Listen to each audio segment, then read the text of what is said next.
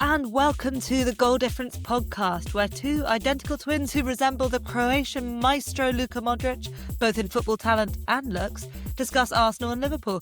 I'm Lola, the Liverpool half, and I'm joined by the other half of my embryo and by my Arsenal supporting twin, Scarlet. Hello. Today on the pod, we're going to dig into Halo's unfortunate cameo in our social media feeds, the North London derby, and of course, what's definitely going to be the beginning of Liverpool's redemption arc against Nottingham Forest. And we're very excited to be welcoming a special guest to the pod, Laura Kirk-Francis of Arsenal Merchandise to Survive fame, and also many other places, including the Latte Firm podcast, is going to join us later. So we're very much looking forward to catching up with her.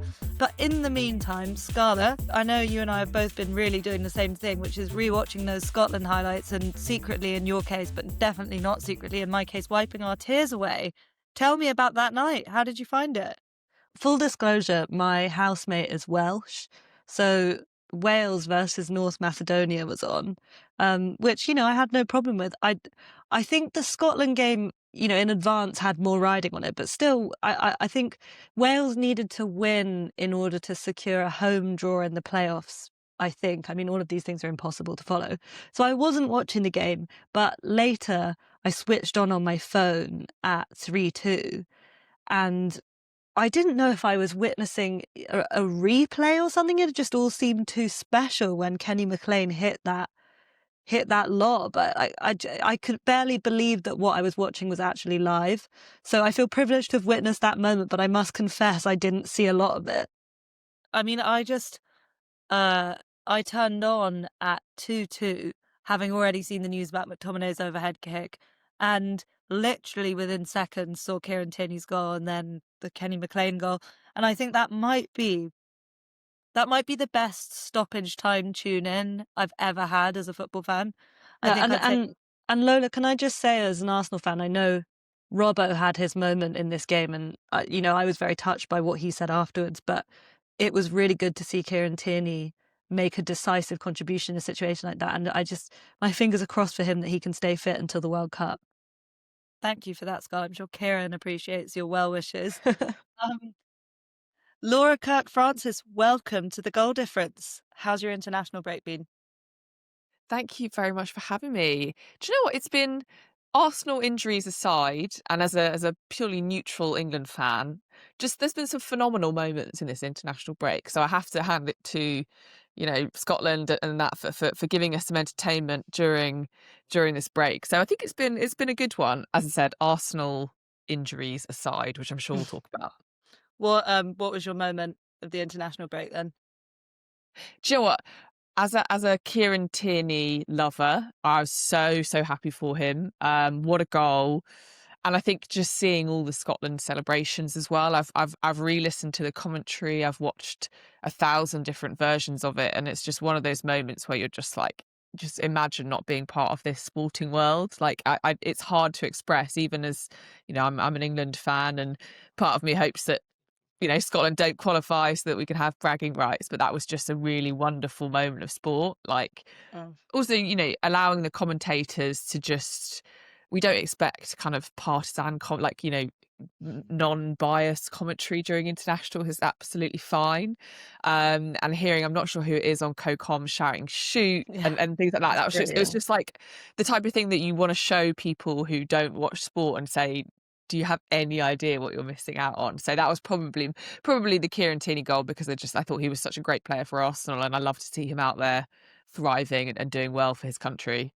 Scarlett, it wasn't a Phil Foden pass. Right, the Phil Foden pass. So honestly, I wasn't watching England, so I didn't see the goal. I just saw the tweet, and I thought to myself, oh, okay, it must have been a sort of like a tap in or something. I could not believe my eyes when I saw what the actual goal was. And although, I think some of the reactions have been silly, I can only think the person who typed that just isn't a football fan. I'm like, the finish is 99% of that goal. I don't understand how you got to that conclusion, but yeah, it certainly was not my highlight, definitely.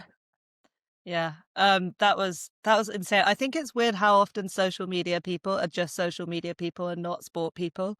But that's a whole weird thing in itself.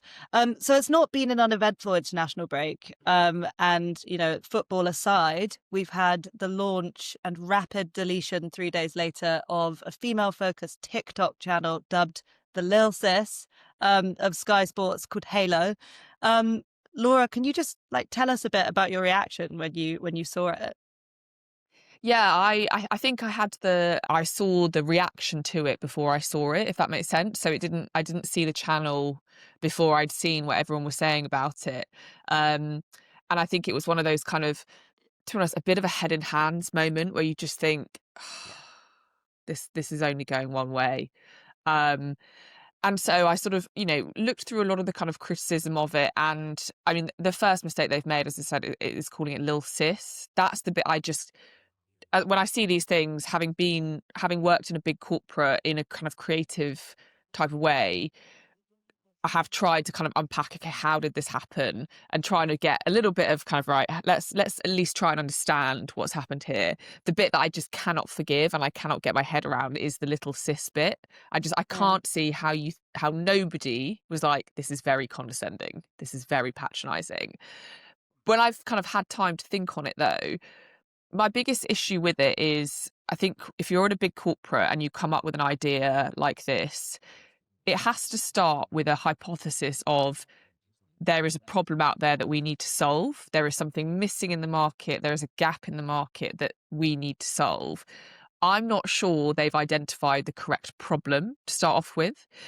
I don't think it's a women's. I don't think the problem that they're solving is women need to be talked to differently as sports fans. Mm. That's the bit I really have an issue with, because I don't know about you guys, but I have never ever thought, gosh, Sky really don't talk to me in a way that I need them to talk to me as a woman. We are just sports fans in the same way.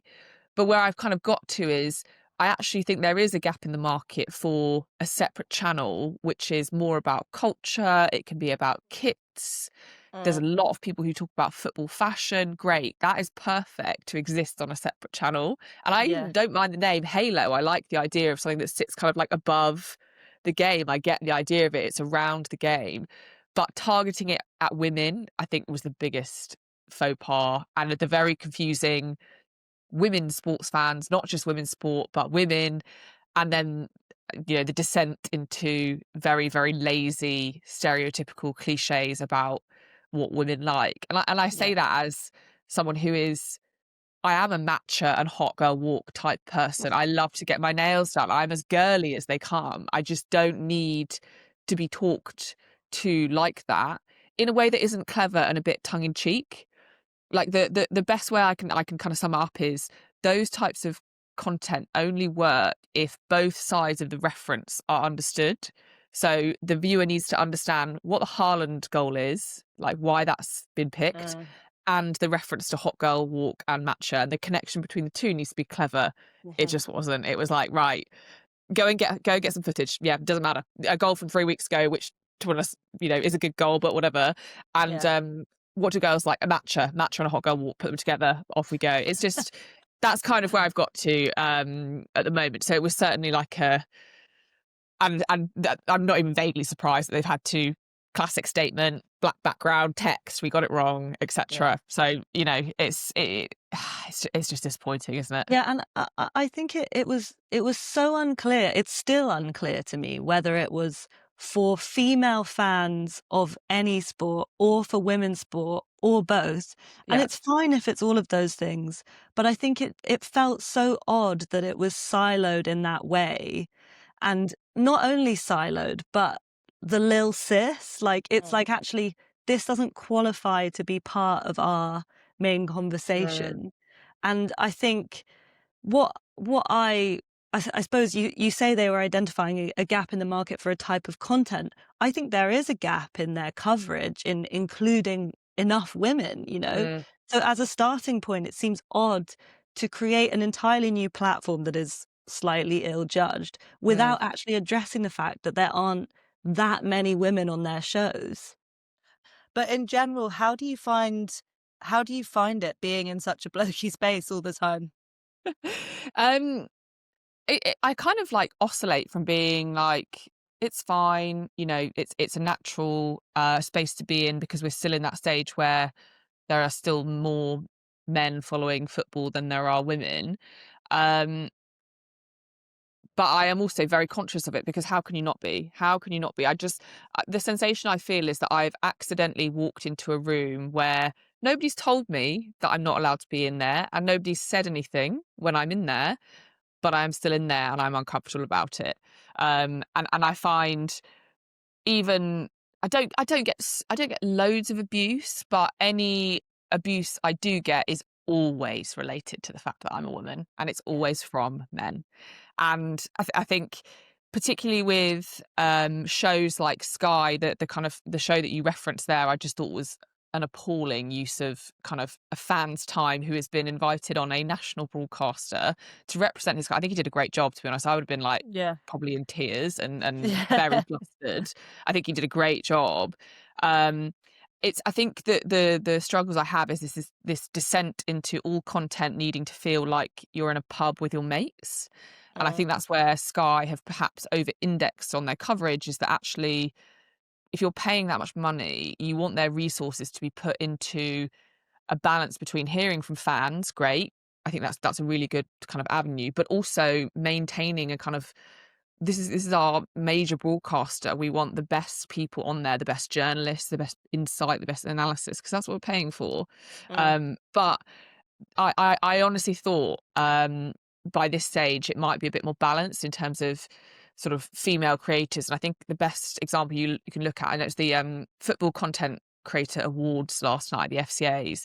If you just have a little scroll through the kind of winners, Yeah. it's very, very male dominated. It is still. And that doesn't kind of make me think, oh, you know, that's, you know, you may as well give up. It's just it is what it is at the moment. Just as a last thing, on the kind of Halo conversation, from where we sit, me and Scarlett have had lots of conversations this week about like female creators need to stick together. And Mm. I don't know that there always is massively good camaraderie in the female ranks because of what you've said about there being so few opportunities for women. You're kind of looking around at people, and to be brutally honest, they are in lots of ways competition. And I know that's not new to women in kind of any kind of employment situation really. But yeah, it's have you found that? Have you found a kind of increased sense of camaraderie through this? Yes and no. I think what you just said is really important, and I do feel it as well. When I'm at my particular like worse feeling about myself, as you know, when you're really spiraling with like, oh, my followers aren't growing fast, and nobody liked that video that I put up, and then you see someone else, a female, doing really well, rather than being like, wow, that's amazing, I'm so happy for you, you know, I love that for you. Yeah, you see that as competition because you're like, there's only one spot there at the moment. There's only one spot for all of us. And so I don't want to feel like that. I really, really don't. I want to feel like I can celebrate. And I try after I've had my little meltdown to think, no, that person's doing a great job. They deserve it. And if one of us wins, all of us win. But until there are more, as you say, you know, women on things like debates and stuff, you just get the sense that unless I am number one, then I am nowhere. And that is not, that doesn't lead to better content. That doesn't lead to, you know, more content creators. It just puts people off. Yeah. So I think that is super difficult. But I do think the number of videos I saw from very, very articulate, really interesting female content creators, all with a slightly different interpretation of what happened, I thought was amazing. I've Yeah. like bookmarked loads of them. I've had some conversations with people like, you know, who have watched my video, I've watched their videos, all with, as I said, slightly different interpretations of them, how it made them feel. You know, it feels like it could be a very good moment for that kind of camaraderie. But I do agree, because it's so few and far between, you just don't have those kind of connections. I'm not even aware of kind of people who in this space beyond, you know, yourselves, a couple of others, because there aren't Yeah. enough. Yeah. I think there's lots and lots of women in coming up in women's sports, which is, you know, fantastic. Um, I think the thing that frustrates me the most is when I get the feedback that's like, well, why don't you just, you know, you've got women's football's really big now, so why don't you just stick to that? And it's like, Scarlett, you've had that a lot, haven't you? I'm sure you've had that, yeah. Yeah. Yeah, big time, big time. Yeah, and it's frustrating because I feel like, and you may agree, like my point of difference as a woman, I guess, if there has to be one, which it seems there has to at the moment, is my knowledge and passion for the men's team. And Yeah. I love the women's team, but I am not an expert on them in the way that Yeah. I have lived and breathed the men's Mm. team for such a large chunk of my life. Yeah, exactly. And I've started going to the women's games, but I don't make as much content about it because I only make content about things where I think I can add genuine value. And I'm not going to Yeah. do that with something that I'm not, as you say, I've lived and breathed the men's game since I was a child, whereas the women's game I'm new to. But it's the idea of being told that you need to just like stay in your lane, which Yeah. annoys me the most. I'm like, you would just Yeah. never say that to a man and be like, you should make, like, you've got the men's game, why don't you just stick there? That's just, that's not how this works. But it's, it is what it is at the moment, unfortunately. Okay, well, that's been very cathartic. And I must say, actually, watching your TikTok, like I really felt like you were speaking directly to me. But No. anyway, Yeah. thank you for sticking up for us. And on that cheery note, let's talk about the North London derby. I have to say, as a Liverpool fan, I'm really not looking forward to it because there are occasions when I can kind of switch off the Arsenal thing. I live next to the ground. Well, that's a whole nother subject in itself. But I'm not going to be able to switch off. Like, I'm not going to be able to have a chill Sunday evening because you guys are all going to be going crazy. So, what's your one word first feeling in your mind ahead of Sunday? Nervous. I'm Yeah. nervous. And this is my nightmare fixture every single year. I know lots of Arsenal fans who love this, who love the North London derby. I hate everything about this game. I hate the build up. I hate the 90 minutes. And I'm honestly just glad when it's over, purely because I just think we have so much more to lose than Spurs. They got a free hit here. They never win at the Emirates. They're where they are at the moment. They're doing quite well, like, I guess, but they've not won at the Emirates. They come with zero expectation, I assume. Whereas I'm expecting to win. And the thought of losing a home derby against Spurs makes me deeply uncomfortable. So I've just got a bit of a gut. I've got a horrible feeling in my stomach about this one that I can't quite shake, if that makes Scarlett, sense. Scarlett, are you as nervous as Laura? I don't want to be Laura, but I am.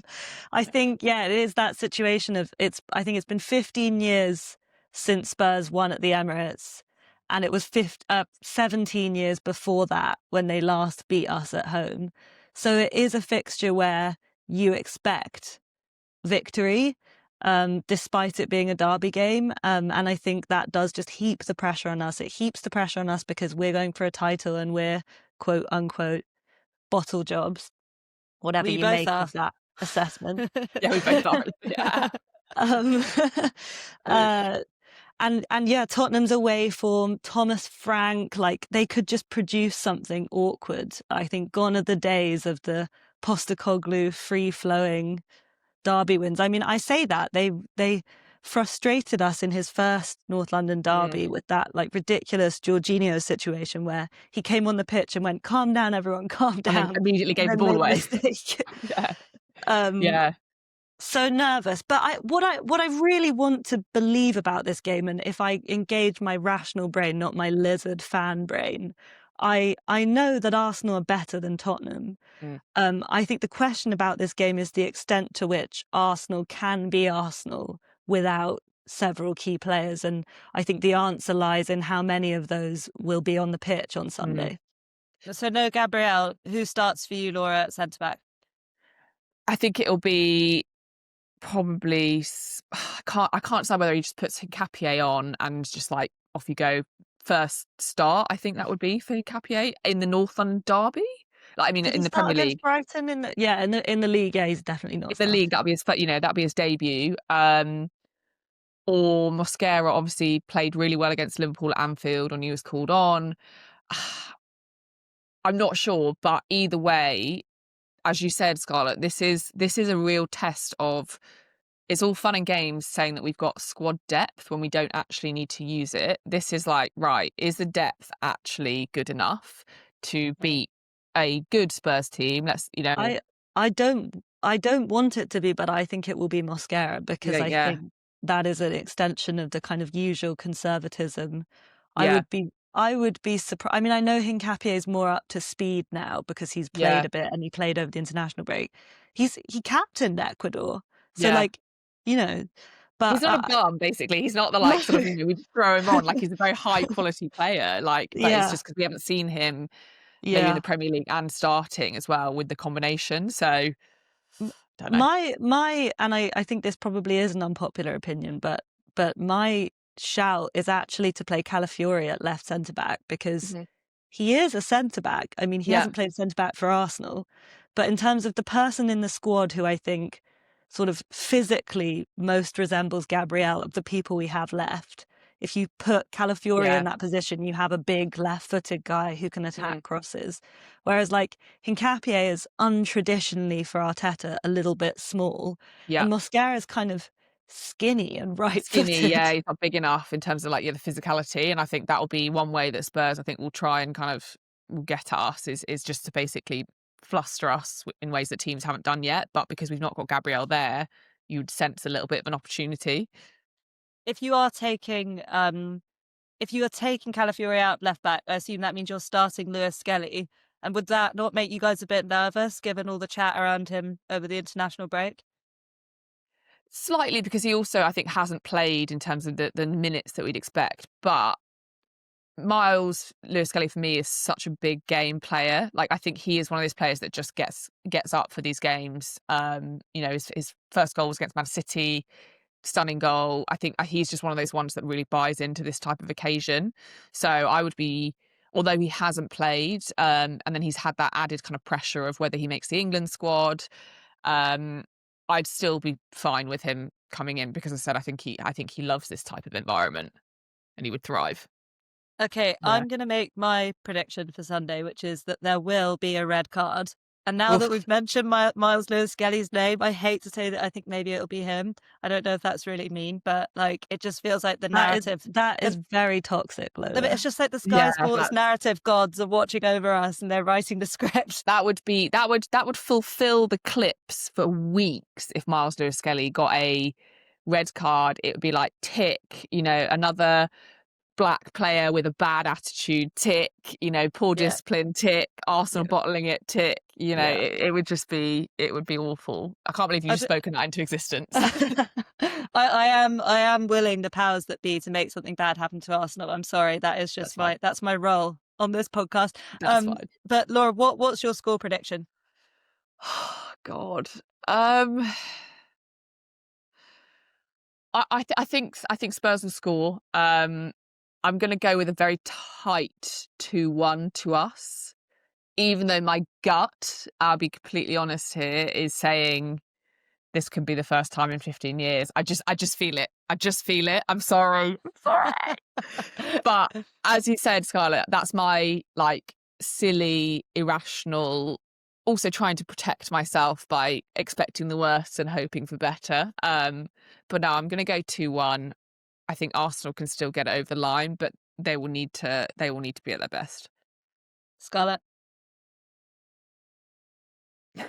we don't have Gabrielle, but Tottenham aren't good going forward at the moment. Mm. I know Kudus is, I think, back for this game, but I think I'm going to say this and he's going to score a really good goal, but I think he's easy on the eye, but where's the end product, Kudus? A Yeah. bicycle kick at the Emirates. But I don't think that they'll score, and I think it will be 2-0 to Arsenal, and Yeah. it will be easier than we thought it was going to be. No, that's optimistic, but I Yeah. still think we'll win. Yeah. Can I add a Mohamed Kudus bicycle kick to my prediction card? Yes. Can you imagine? I will walk out of the stadium. I'll be like, no, we're not. I'm just not doing this anymore. If that happens, I'm gone.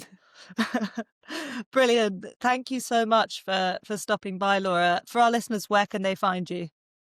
You can find me on all social platforms. My username on X is Laura Kirk12, and then on Instagram it's Laura Kirk-Francis. Superb. Well, hopefully see you on the show again very soon, and a mixture of good luck and something else this weekend. I don't know what.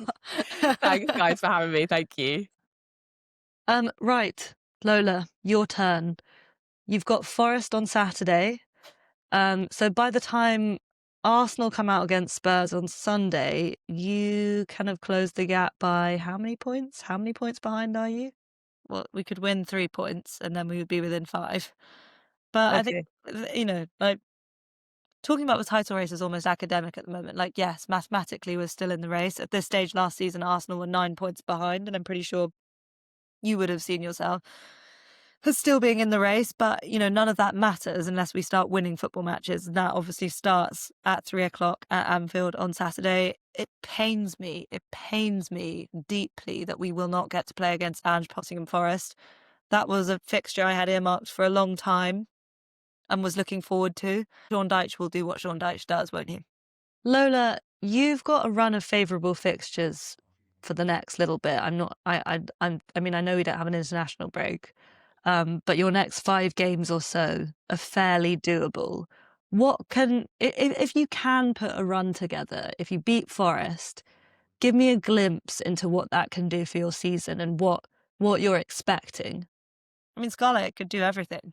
It could change the whole narrative. But the thing is, you and me sitting here where we sit, as fans, we know that 3 points changes everything, because suddenly you look up at the table, not down, and suddenly you watch Match of the Day and you look at the competition and you fancy yourselves. It's about putting one foot in front of the other at the moment for Liverpool. And that starts with 3 points on Saturday, and it starts with a positive performance. And then you take that momentum and you go.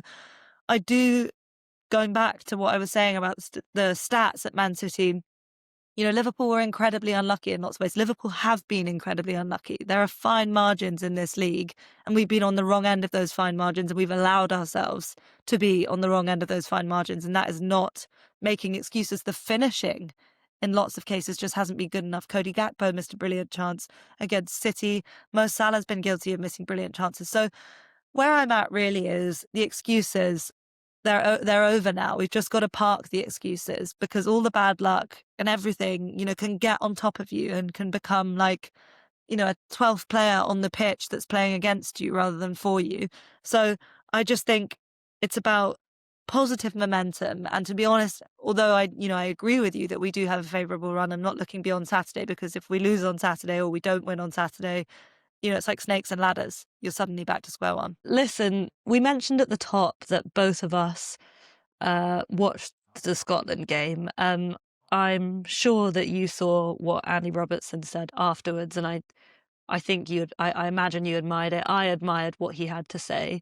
I'm obviously not going to ask you how much you think Diogo Jota's death is affecting Liverpool players, because that's absolutely impossible to quantify. But I must say, I was touched by the humanity of Andy Robertson. I think for fair enough reasons, a lot of the messaging around Liverpool has been tightly controlled, and you sort of felt a sense of collective action, really, when Virgil went very purposefully after Rooney for speaking negatively about him. Liverpool understandably want to control the discourse, but I think for me, the reason why this Robbo moment resonated was because it didn't feel media trained, and that is probably the biggest thing. I understand Liverpool don't want to find excuses, because it puts you in a complicated position with the Twitter mafia of football fans, and it's horrible. But I wonder what you made of it, because it didn't seem as though the Liverpool kind of silence on the Jota thing has been lifted. It felt like an individual act. I think you need to separate these things out, to be honest, Scarlett. Like, I think the Virgil going after Rooney thing is actually... Rooney was out of line to say he downed tools. Van Dijk has not downed tools. He's been playing in a team where the structure of the team is off and he's been exposed. Well, Lola, I heard Ronald Koeman say that Virgil's weakness, if he has one, is that sometimes he can be too relaxed. Well, I wouldn't say that that's what I've seen from him. He's looked flustered this season, and you never see Van Dijk flustered. So, the idea that Van Dijk has down tools when actually his, arguably, as captain, he's been extended in ways that he never would have expected to be as club captain. I think Van Dijk has led us with aplomb. And I am very, very, very glad that he is the captain of Liverpool Football Club. And I'm happy for Virgil to go about his business the way that he has. I think the difficulty for Virgil is that he ends up as captain and as leader at the back, covering for other people and not trusting the people around him, because he's like, I'm going to have to be the one to put the fires out here.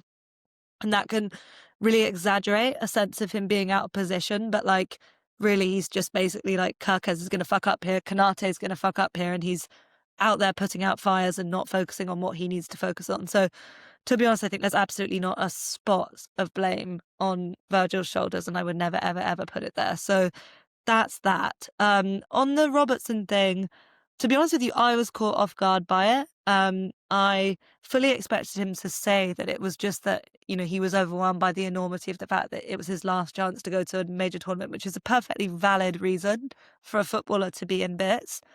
I wasn't expecting what he said at all. And I think it's moments like that that, to be honest with you, just remind you of like the humanity of the situation and the non-footballness of the situation, which is that in a football way, things happen so quickly and each week a new narrative is spun, and Liverpool haven't been doing very well, and naturally the media are going to draw a lot of attention to that. But I think it just reminds you that, like, yeah, the football economy continues. Yeah, the football machine churns on, but these human beings that are in the middle of it are stuck. And Andy Robertson is stuck because he's lost his best friend, or not his best friend, but one of his closest friends. And he shouldn't be. Just because football moves on quickly doesn't mean Andy Robertson should move on quickly. So that was what I thought. And I felt guilty almost as a fan for sitting there and being on these players' backs and being angry with them, because who am I? Who am I to I'm in the football mindset too. I'm in the machine. And I had, you know, probably not spent as much time thinking really about what had happened. So yeah, I was really glad he said it. And I think it was very brave and very human. Yeah, well said, Lola. Okay, that's Liverpool. Really hoping for a positive result. I know I can get a bit moribund when we haven't won for a while. But yeah, 3 points. 3 points would be just what the doctor ordered. If Dr. Sean Dyche could deliver me a prescription of 3 points, I'd be very grateful. Lola, can I just check something with you? Are forests the tricky trees? Yes, Scarlet, they are. Okay, well, let's hope those trees aren't too tricky. So there you go. Very good. Okay, Scarlett, we're going to round up the international break with a bit of twin talk. And that is that over the international break, Jurriën Timber's brother Quentin was linked. Twin brother, identical twin brother Quentin. Are you sure they're not triplets? I think there might be a triplet. Lola, I think you've invented a triplet. Oh, Lola, did you know? In fact, I'm actually going to turn this back onto you. Can you guess who I'm thinking of? A footballer infamous in the 2010s for playing under Moyes at Everton. I don't want to give it away too easily. I think I know who you're talking about. Anyway, this footballer who I'm thinking of, who I want you to name, has an identical twin brother. I know who you're talking about. Who? Fellaini. Yes. I read your mind. Okay, let's just pick the Timbers up for a second. He's been linked to Arsenal. You like what you see with Jurriën. Would you like a second one? Do you want another one? You know what that's from? Yeah, that's Davina, isn't it? Do you want another one? You kind of sound like your boss, Rory, when you say that. Shout out Rory Fairfax, friend of the podcast and big Arsenal fan. But yeah, let's play a game quickly before we go. Which Timber are you and which Timber am I? I'm going to count to 3, and on that 3, we both say 1, 2, 3. Jurriën. Wait, so you think I'm quite Jurriën? No, I said I was Jurriën. No. I thought you were saying who you were. Okay, that is where we're going to leave things on the goal difference today. I have been your host, Lola Katz-Roberts, and thank you to my wonderful twin and tricky tree Garibaldi, Scarlett Katz-Roberts. Thank you. We will see you again next week for more Arsenal and Liverpool chat. And thank you so much to Laura Kirk-Francis for dropping by. We're going to have more guest appearances coming up in the coming weeks, so stay tuned for that. And yeah, stay tuned for some really exciting content coming on YouTube soon. And keep an eye out for Scarlet on BBC Radio 5 Live. Lola, they won't be able to see me on the radio. I said stay tuned. No, you said keep your eyes out. Keep your ears out for Scarlett Katz-Roberts appearing on BBC Radio 5 Live at 6:20 a.m. on Monday morning. Scarlett, have you set your alarm? Not yet, Lola. You're a bit of a late sleeper, so we want to get that one sorted, don't we? Yes, Lola. Yep. Okie dokie. We're going to see you next week. Bye-bye. Bye-bye.